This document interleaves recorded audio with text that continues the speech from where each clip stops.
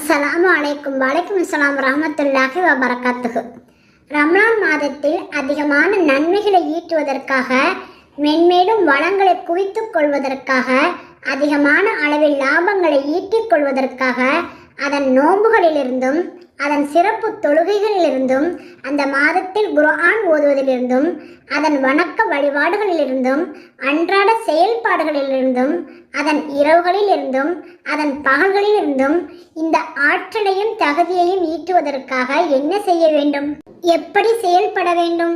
முதலாவதாக ரமலானை சிறப்பாகவும் சரியாகவும் பயன்படுத்துவேன் என்ற திடமான எண்ணம் இருக்க வேண்டும். உறுதியான எண்ணம் வேண்டும். உணர்வுக்கும் விழிப்புணர்வுக்கும் அடிப்படையாக இருப்பது எண்ணம்தான். உணர்வை கிளறி விடுவதும் மூட்டி விடுவதும் எண்ணம்தான். விழிப்புணர்வு தோன்றிவிட்டால் செய்து முடிக்க வேண்டும் என்கிற எண்ணமும் தோன்றிவிடும். செய்து முடிக்க வேண்டும் என்கிற எண்ணம்தான் உழைப்புக்கும் முயற்சிக்கும் வித்திடுகின்றது. எந்த ஒரு பணியை செய்வதற்கும் அந்த பணியின் நோக்கம் பற்றிய சரியான விழிப்புணர்வும் அந்த நோக்கத்தை அடைய வேண்டும் என்கிற மன உறுதியும் இன்றியமையாதவை. உடலுக்கு உயிர் எந்த அளவுக்கு முக்கியமானதோ அந்த அளவுக்கு இவை இரண்டும் இலக்கை அடைவதற்கு முக்கியமானவை. இந்த பொருளில்தான் தொழுகையாகட்டும், நோன்பு ஆகட்டும், வணக்க வழிபாடு ஆகட்டும், எல்லாவற்றுக்கும் தொடக்க புள்ளியாக அதனை செய்ய வேண்டும் என்கிற நியத் எண்ணம் இருக்க வேண்டும் என்று வலியுறுத்தப்பட்டுள்ளது.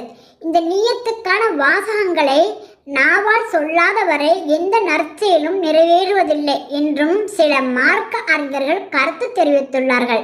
சிலர் மனதுக்குள் சொல்லிக்கொண்டு செய்தாலே போதும் என்று சொல்லியுள்ளார்கள். இன்ன செயலை செய்வேன் அல்லது இன்ன வணக்க வழிபாட்டை செய்கின்றேன் என்று மனதுக்குள் வாசகங்களை சொல்லிக் கொள்வதால் ஃபிக்ஹ் அடிப்படையிலும் சட்ட ரீதியாகவும் நியத் எண்ணம் பற்றிய நிபந்தனை நிறைவேறி விடுகின்றது. ஆனால் அந்த நியத் எண்ணம் உயிர் துடிப்பு பெறுவது எப்போது? அந்த செயலை பற்றிய உணர்வு விழித்தெழும் போதும், எந்த நோக்கத்திற்காக அந்த செயல் மேற்கொள்ளப்படுகின்றதோ அந்த நோக்கம் பற்றிய உணர்வு மனதுக்குள் ஆழ பதியும் போதும், அந்த நோக்கத்தை அடைய வேண்டும் என்கிற ஆசையும் உறுதியும் மனதில் இருக்கும் போதும் தான் நியத் உயிர் துடிப்புள்ள நியத்தாக கருதப்படும். இவ்வாறாக அந்த எண்ணம் இதயத்தின் ஆழத்திலிருந்து கிளம்பி பொங்கி பெருக்கெடுத்து செயலாக மாறிட வேண்டும். சரியான எண்ணம் என்கிற உயிர் கொண்டதாக செயல்கள் இருந்தால் அவை தாக்கங்களை ஏற்படுத்துபவையாக, செலுத்தோங்குகின்ற திறன் படைத்தவையாக, நல்ல பலனை அளிப்பவையாக இருக்கும். இதனைத்தான் அண்ணன் நபி நாயகம் ஸல்லல்லாஹு அலைஹி வஸல்லம் அவர்கள் செயல்களின் கணமும் நலமும் எண்ணங்களை பொறுத்தே நிர்ணயமாகும் என்று அறிவித்துள்ளார்கள். செயல்கள் அனைத்தின் விளைவுகளும் எண்ணங்களை பொறுத்தே அமைகின்றன. ஆதாரம் புகாரி. அறிவிப்பாளர் உமர் அலி அவர்கள். ஒருவர் எந்த எண்ணத்தில் எதையும் செய்கின்றாரோ அதுதான் அவருக்கு கிடைக்கும். செய்ய வேண்டும் என்கிற எண்ணம் இருக்க வேண்டும். அது சரியானதாகவும் இருக்க வேண்டும். அதே சமயம் அது வாய்மையானதாகவும் இருக்க வேண்டும். அதாவது எல்லாமே இறைவனின் ஓப்பை பெற வேண்டும் என்கிற ஒரே எண்ணத்திலேயே செயல்பட வேண்டும். எல்லாமே அவன் தருகின்ற மகத்தான நற்குழியை பெற வேண்டும் என்கிற எண்ணத்தில் மேற்கொள்ளப்பட வேண்டும். நம்முடைய எண்ணம் வாய்மையானதாக இல்லாமல் போனால், இறைவனின் ஓப்பை பெற வேண்டும் என்கிற நோக்கம் இல்லாமல் போனால் அது இறைவனால் ஏற்றுக்கொள்ளப்படாது. நம்முடைய உழைப்பும் முயற்சியும் பாழாகிவிடும். ஆசையையும் விருப்பத்தையும் வெளிப்படுத்துவதுதான் எண்ணம். ஆசையோ விருப்பமோ இல்லாமல் போனால் செயல்பட வேண்டும் என்கிற எண்ணம் தான் எப்படி மலரும்? ஆசையும் விருப்பமும் இருந்தால்தான் செய்து முடிக்க வேண்டும் என்கிற மன உறுதியும் திடமான எண்ணமும் தோன்றும். செய்து முடிக்க வேண்டும் என்கிற மன உறுதியும் திடமான எண்ணமும் தான் செயல்பட தூண்டும். செயற்களத்தில் குதிக்க வைக்கும். செயல்பட்டு கொண்டே இருக்க செய்யும். யாதொன்றையும் செய்து முடிப்பதற்கு தேவையான அடிப்படை பண்புகள் இவை. இவற்றை தவிர்த்து எந்த ஒரு பயணத்தையும் மேற்கொள்ளவே முடியாது. இவற்றை தவிர்த்துவிட்டு நம்மால் ரமலான் பயணத்தையும் வெற்றிகரமாக மேற்கொள்ளவும் முடியாது. இலக்கை அடையவும் முடியாது. ரம்லான் மாதத்தை வரவேற்பதற்கு முன்பு முதலாவதாக நாம் செய்ய வேண்டியது என்ன தெரியுமா? ரமலானின் மகத்துவத்தை, அதன் சிறப்பை, அதன் நோக்கத்தை, அதன் செய்தியை, அதன் அருள்வளம் மிக்க தருணங்களை என எல்லாவற்றை குறித்தும் மீண்டும் ஒரு முறை அசை போட்டு பார்த்து அவற்றை பற்றிய உணர்வுகளை புதுப்பித்துக் கொள்ள வேண்டும். இந்த மாதத்தில் நான் மேற்கொள்ளும் அன்றாட அலுவல்கள் மற்றும் வணக்க வழிபாடுகள் மூலம் எனக்கு இறையச்சம் என்கிற உன்னத பண்பு கிடைக்க வேண்டும். இறைமார்க்கம் என் மீது விதிக்கும் கடமைகளையும் பொறுப்புகளையும் செவ்வனே நிறைவேற்றுவதற்கும் குர்ஆன் முன்வைக்கும் லட்சியத்தை அடைவதற்கான போராட்டத்தில் என்னை நானே ஆயத்தப்படுத்திக் கொள்வதற்கும் தேவையான தகுதிகளையும் ஆற்றல்களையும் எனக்கு தரக்கூடியது இறையச்சம்தான்.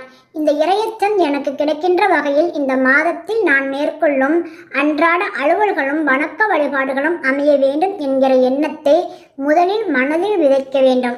பிறகு இந்த மாதத்தில் நாள்தோறும் செய்ய வேண்டும் என்று எவையெல்லாம் கடமையாக்கப்பட்டுள்ளதோ அவற்றையெல்லாம் செய்வேன் என்றும், இந்த மாதத்தில் நாள்தோறும் செய்ய வேண்டும் என்று அண்ணன் நபி நாயகம் ஸல்லல்லாஹு அலைஹி வஸல்லம் அவர்கள் எவற்றையெல்லாம் வலியுறுத்தியிருக்கின்றார்களோ அவற்றையெல்லாம் செய்வேன் என்றும் மனதில் உறுதி பூண்ட வேண்டும்.